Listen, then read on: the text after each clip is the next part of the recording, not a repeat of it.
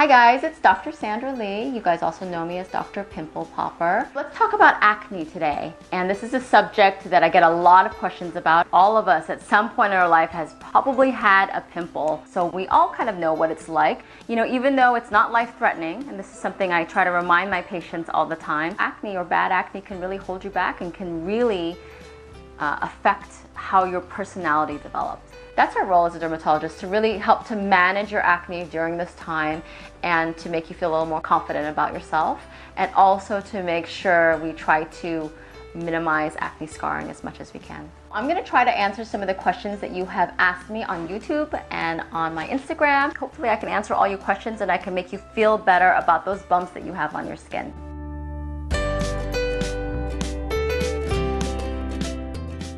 So what is acne? Essentially, it's just a chronic inflammation of our hair follicles, essentially, or our follicles in our skin. Acne vulgaris is the medical term for acne that we all know, okay? There's all other kinds of acne too, which are much rarer, like gram-negative folliculitis, acne fulminans, acne rosacea, other different specific types of acne, which we really won't go over because they're not really common. I think in general, most of us who are talking about acne are talking about acne vulgaris. It happens primarily on the face, but it can also happen on other oily areas of your body, like your chest and your back and even your scalp.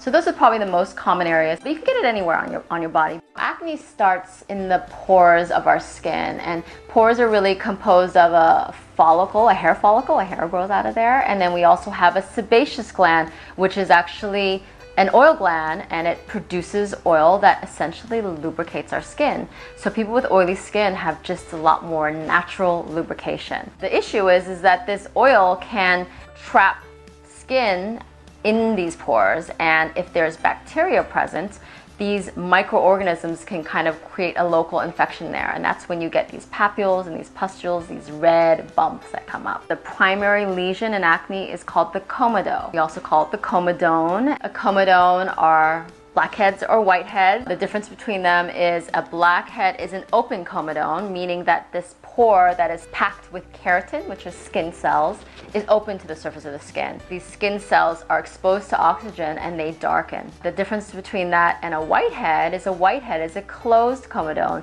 meaning that there's a cover over it, it's white colored, and you usually can't see it very well unless you really stretch the skin, but this is white colored because it's not exposed to air, so it's called a closed comedone. Then the next level of severity is to have a papule or a pustule. There's a bacteria in our skin called Propionibacterium acnes. I know that sounds fancy. We call it P. acnes for short. This actually is a bacteria that when it gets trapped under the skin with a blackhead or whitehead, it produces a papule or a pustule, and that's where we get our pimples. So if you have blackheads or whiteheads or even a papule or a pustule every now and then, it's not the end of the world. If you don't pick at it, make sure you don't pick at them. That's hard to do, but it's important not to do that because that can lead to permanent scarring. Then we get to the severe case of acne, or the severe types of acne, and that would be when you get more nodules or cysts. That's when what we call cystic acne. Those are those deep, painful ones under the surface of the skin, and sometimes they come to a head and sometimes they don't, but they really hurt when you press them and they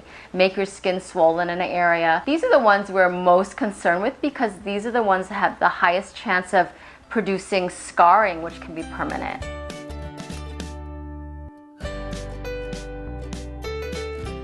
Acne is really driven by hormones, certainly the skin type we have, which means that genetics plays a role. If you have one or both parents that had bad acne, oily skin, maybe even cystic acne when they were kids, there's a higher chance that you may develop something like that because you probably have a similar skin type than they do.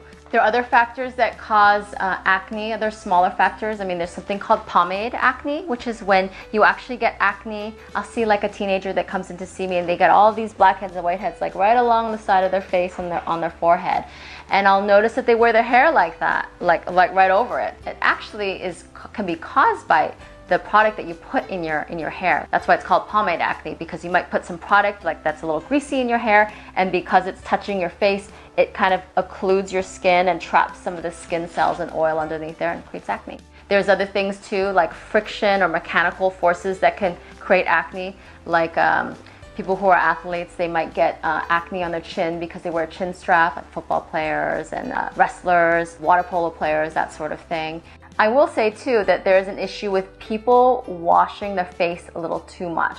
I think that sometimes we feel like our face is so oily, we really want to make sure it's nice and clean because we think the cleaner it is, the better the less likely you're going to get acne.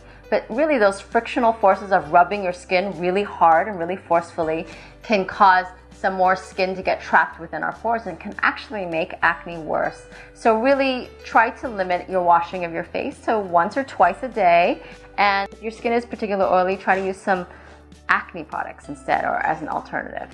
Food does not cause acne in general. And I'll say I have a lot of moms or dads who come in and they're with their kid and say, tell my kid not to eat so much pizza or wings because they're breaking out all the time. So what I like to say is that pizza only causes acne if you rub it all over your face because you're rubbing the oil all over your face.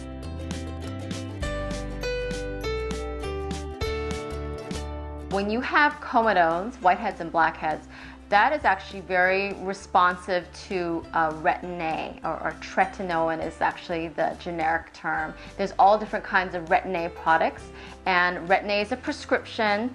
It is actually a stronger form of retinol, which you can get over the counter, but tretinoin is 20 times more potent than retinol. We recommend that people apply on their face on a nightly basis. We say that because it's sort of deactivated by the sun. It won't work as well if you use it during the day. And a little pea-sized drop, a little bit goes a long way because sometimes, depending on the potency of the retin-A, it can be drying for you.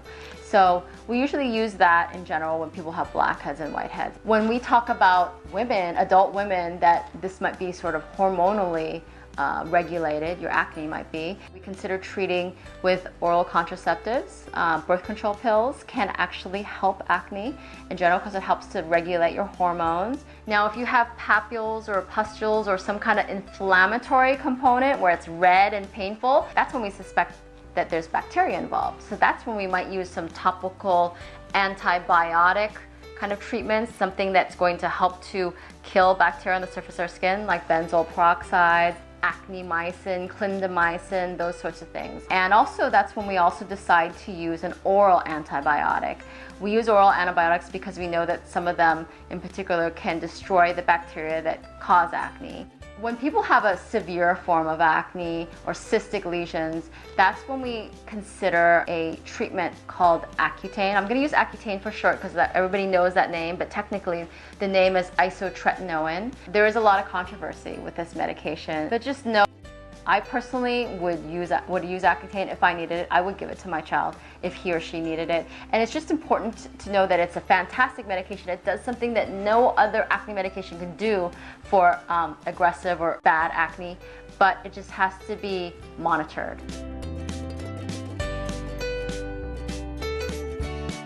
Let me kind of talk a little bit in general about the type of treatments we use for acne. Estheticians can give facials, they can do some comedone extractions, but as dermatologists we probably do more of the heavier or the more concentrated chemical peels. Those are probably the main treatments that we have for acne. There are acne laser treatments. The main issue with acne laser treatments is they're not covered by insurance. So if you have insurance, I would consider using some treatments that are covered first, because I don't think that acne laser is so much better than any other treatment option.